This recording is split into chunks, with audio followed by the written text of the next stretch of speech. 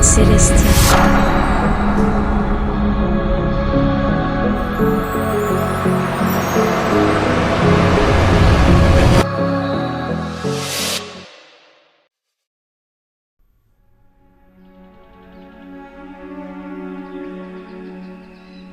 Irwin et les élèves entrèrent dans la cité.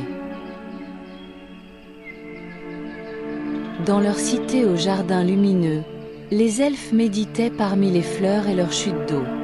Leurs yeux clos, leur souffle paisible, ils laissaient leur lumière circuler en eux. En silence, ils se reliaient au monde, à la nature et à leur propre magie intérieure.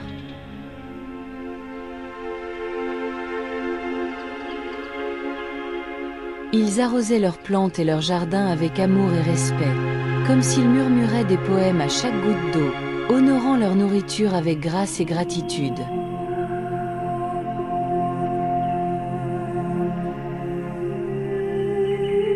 Les elfes apprenaient les arts de la guérison avec une attention délicate, guidés par l'amour et la grâce.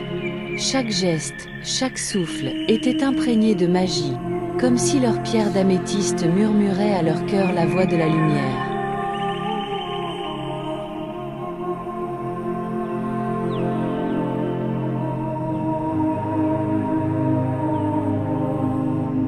Ils vivaient en profonde harmonie avec la nature. Leur présence apaisante et leur cœur ouvert attiraient les oiseaux, qui venaient se poser délicatement sur leurs mains, par des murmures doux et des silences remplis de respect.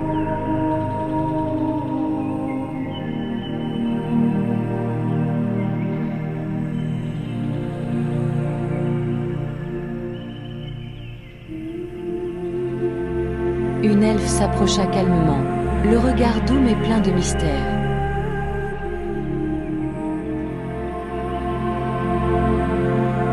Nous vous attendions, dit-elle.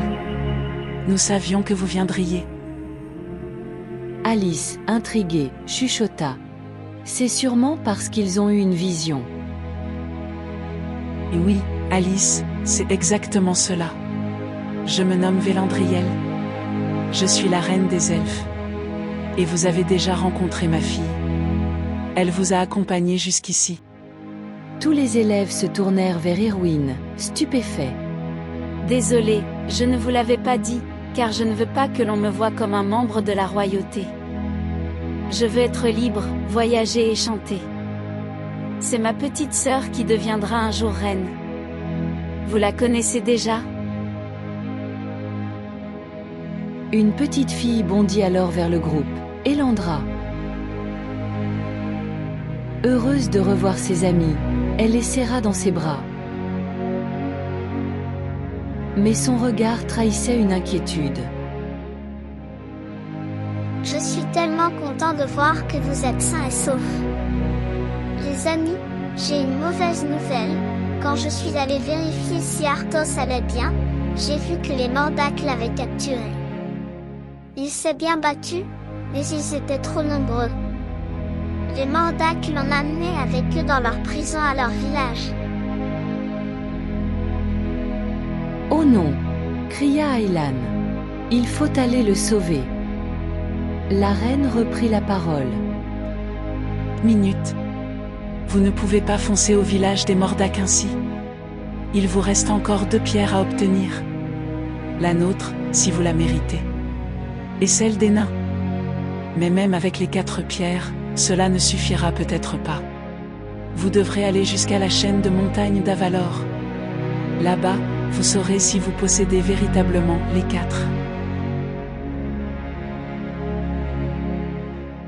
Les élèves, confus, demandèrent « Posséder les 4, cela veut dire avoir les 4 pierres ?» Vélandriel secoua la tête. Non. Posséder les 4 signifie que vous avez cultivé les 4 lumières intérieures.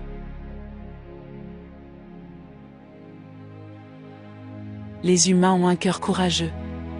Ils affrontent leur peur pour protéger ceux qu'ils aiment. Les plus nobles d'entre eux ne fuient pas le danger, ils l'utilisent pour se dépasser. Les Nox, eux, sont ponctuels, fiables, toujours prêts. Ils ont l'art de l'autodérision, savent rire d'eux-mêmes et voir la vie avec légèreté. Leur joie est contagieuse. Les nains incarnent la discipline et la persévérance. Ils continuent même quand cela devient un grand défi. Ils font ce qui doit être fait, même quand ils n'en ont pas envie. Et ils sont fiers de leur travail. Enfin, nous, les elfes, sommes les gardiens de la bienveillance. Nous pratiquons la compassion, la maîtrise de nos émotions. Grâce à notre respiration et nos pensées positives, nous influençons nos émotions pour agir avec sagesse.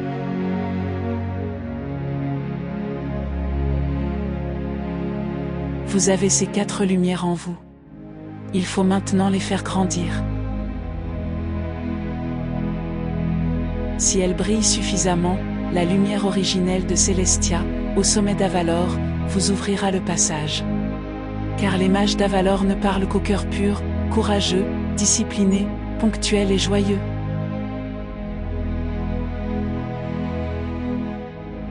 La bonne nouvelle ? Vous pouvez tous développer ces lumières. Chacun de vous. Quand une journée vous met au défi, respirez. Souvenez-vous que vous avez en vous cette lumière. Vous pouvez choisir de la nourrir.